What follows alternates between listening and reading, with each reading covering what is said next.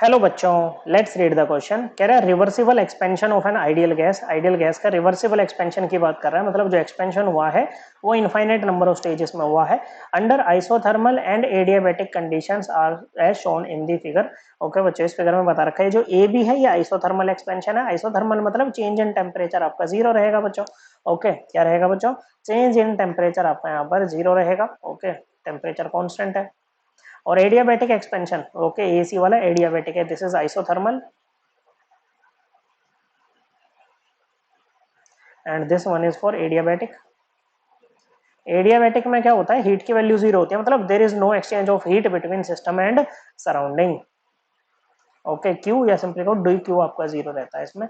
ठीक है बच्चों, अब कह रहे हैं कि इनमें से कौन सा ऑप्शन आपका करेक्ट नहीं होगा। क्या नहीं होगा बच्चों? कौन सा ऑप्शन आपका करेक्ट नहीं होगा। ओके बच्चों, सो पहले में कह रहा है कि ये देखो, एक सबसे पहले बात समझो, पीवी कर्व है, पी प्रेशर है, वी वॉल्यूम है बच्चों। ओके, तो पीवी कर्व वर्क डन क्या होता है बच्चों? वर्क होता है बच्चों आपका minus P external into DV बच्चों। ओके, प्रोडक्ट हो रही है बच्चों प्रेशर की और वॉल्यूम की, तो यहाँ से आपका जो वर्क आएगा ना बच्चों वो होगा एरिया अंडर दी कर्व। अब एक बात बताओ, दो कर्व है, कौन से कर्व का एरिया, कौन से वाले कर्व का एरिया जो है वो ज्यादा है बच्चों? इस वाले कर्व का, एडियाबैटिक वाले का, क्या आइसोथर्मल वाले का? ओके, अब देखो एडियाबैटिक वाला तो आइसोथर्मल के एरिया में समा ही जाएगा बच्चों, तो एरिया किसका ज्यादा है बच्चों? आइसोथर्मल वाले का ज्यादा है, तो वर्क भी वहीं पर ज्यादा होगा। So work done in isothermal. Okay, और इसमें मैग्नीट्यूड की बात होती है मेनली बच्चों हमारे यहाँ पर।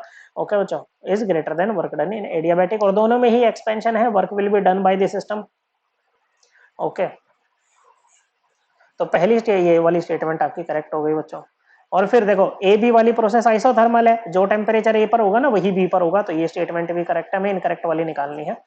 फिर देखो एंट्रोपी, एंट्रोपी होता है measure of randomness of a system, और डेल्टा एस होता है Q reversible by T. Okay बच्चों, अब एक बात बताओ बच्चों, आइसोथर्मल प्रोसेस है तो इसमें कुछ ना कुछ तो क्यू होगी बच्चों। Okay, delta U change in internal energy क्या होता है? Q plus W, heat plus work.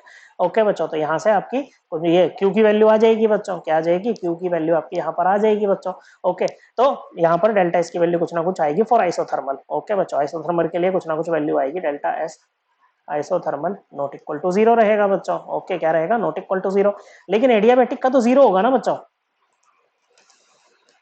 क्यों? क्योंकि वहां पर तो क्या है बच्चों, चेंज इन इंटरनल, इसको आप डी क्यू रिवर्सिबल भी देख सकते हो, ये आपका जो हीट चेंज है वो तो जीरो है बच्चों। ओके, तो ये जीरो आ जाएगा, तो यहाँ पर क्या होगा बच्चों?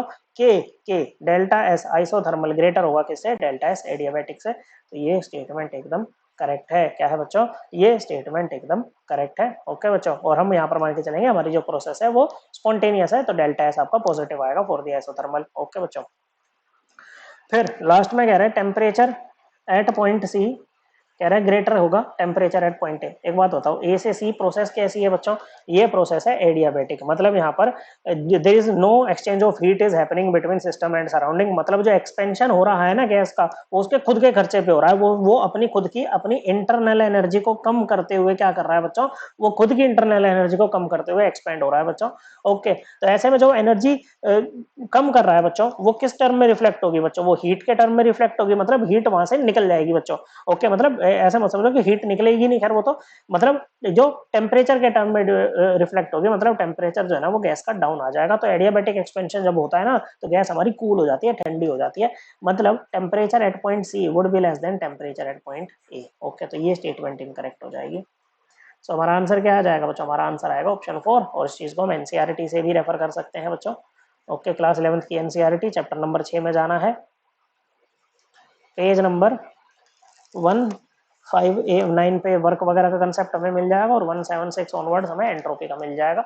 सो करेक्ट आंसर है ऑप्शन 4। आई होप आपको एकदम क्लियर हो गया होगा। थैंक यू बच्चों।